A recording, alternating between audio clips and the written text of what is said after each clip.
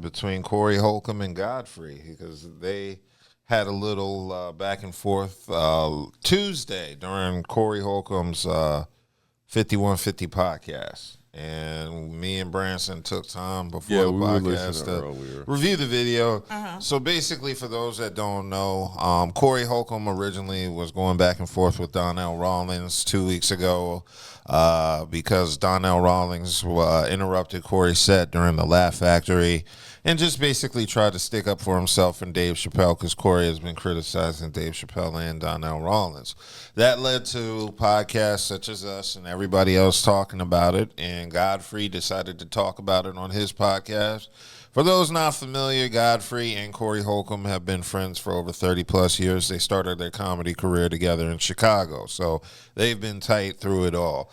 So anyway, Godfrey comments on the beef between Corey Holcomb and Donnell Rawlings and, disagreed with Corey on Donnell being funny.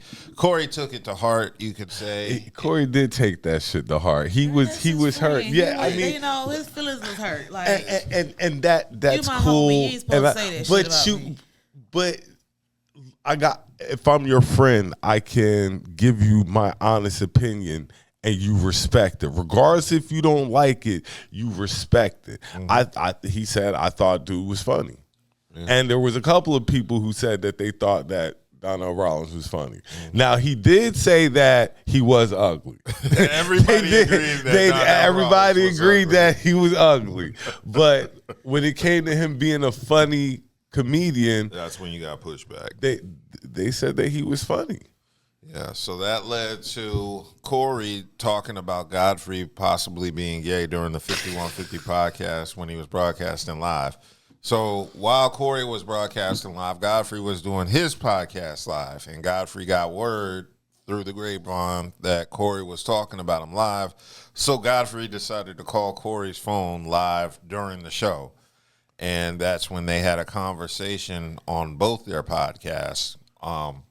So they were going back and forth about what happened, and Corey was accusing Godfrey originally of having a gay white roommate, but Corey was mistaken. It was apparently a gay white friend of Godfrey's who came out later, years later, and then Corey pushed it a little further and started talking about Godfrey's role in Soul Plane as gay man.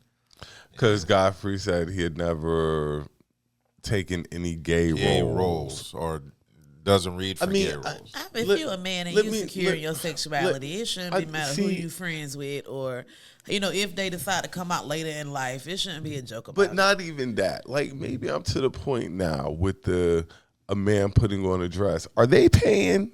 If they're cutting a check and you're secure in your sexuality, after a certain age, certain things you got into acting to act. I would right never or wrong. co-sign a nigga putting on a dress. I'm not going to co-sign it, but I'm not going to sit here and be like, if they cut a check for him to do it and it pays bills and stuff like that, what is? I understand it's an honest day's work. I understand they got to eat, but I also understand that it's not necessarily the right way.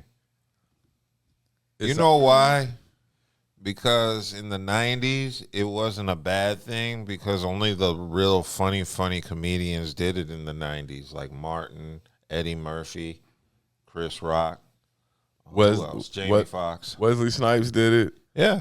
So it was like the top tier talent did drag. And I think now it's kind of cheapened because now a bunch of nobodies do it. And but they don't do I think we good. made it such a big deal in our community now that it's black men who put on dresses and stuff like that. But it's not just black men though. It's all men really. But when it comes to acting. they because we're black, they put the onus on the black man. I'm like, do you know how much they probably paid Wesley to put that dress on? And stuff like that. Like, these people are people with careers that are trying to achieve things. Now, like you say, it might cheapen it, possibly. Well, ask yourself this. Why does Tyler Perry still put the dress on? He still got a character role. He's got a fan base that follows that follows this. Like, they he follow built movies without the dress, too. And that's cool. The ones that with the dress is funny. It's the character. He's captured a broader audience. Yeah. You see what I'm saying? Like, he's captured a broader audience. Okay, the ones I didn't catch with the dress, I'll catch without the dress. Like, he's captured a broader audience. I don't like.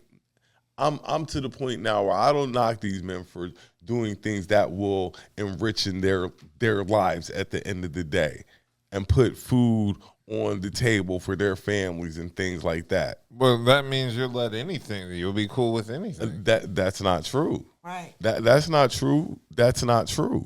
So someone put on a dress, but you ain't bending me over. You like, know, it's a difference. It's a big difference between me putting on a dress and, like you say, get bent over. Like, it's a huge difference. I don't co-sign niggas putting dresses on. Not straight, man. If you gay, hey. If you Billy Porter, fine. Go for it. I say, look, I give you $2 million to wear this dress. I couldn't do it. For 30 minutes. I couldn't do it. If I'm in a position to get $2 million from wearing a dress, and I'm in a position to get $1 million for not wearing a dress, or 1.5,